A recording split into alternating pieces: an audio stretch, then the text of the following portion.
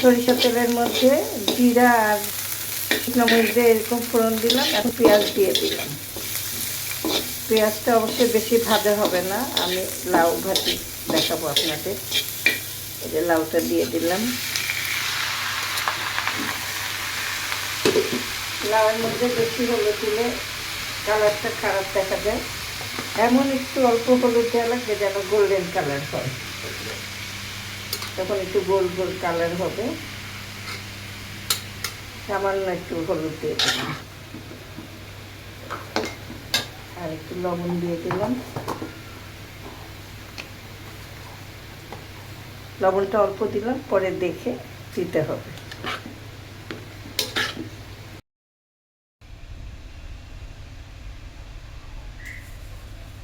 নামানোর আগে একটু ঘি দিয়ে নিব। ঘি আমার প্রায় শেষ, আর কিছু কাঁচামরিচ দিব। লাউ ভাজি